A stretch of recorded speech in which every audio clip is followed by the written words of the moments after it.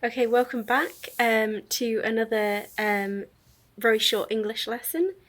This is another tip on speaking English more politely, really, and it's about vocal tone. A lot of people don't realise that in some ways English can be a tonal language, in that it can change the meaning with your tone. There is an up sort of accent that can happen when you're making a statement into a question. Do you want tea? It goes up at the end. I mean, that's exaggerated.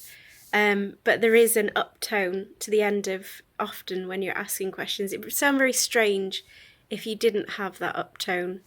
Quite an interesting thing to note, though, is there's a sort of phenomenon that's puzzling linguists, that's Valley's accent, that young women have sort of tended to adopt, which is putting, and I think I might do it, to be honest, so that's kind of interesting, is putting a questioning tone throughout their speaking, which can make them seem in some ways underconfident, but it's just a trend at the moment of that's been adopted by people, probably without them even realising.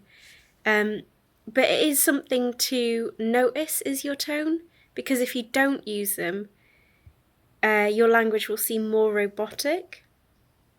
So it's good to use tones and to watch your own tone.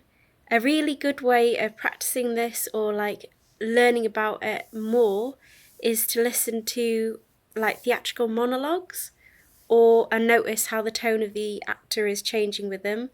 Or if someone's reading out a story, often they'll exaggerate the tone for the story, and that's another way of like getting used to the tone changing to convey different meaning within the sentence.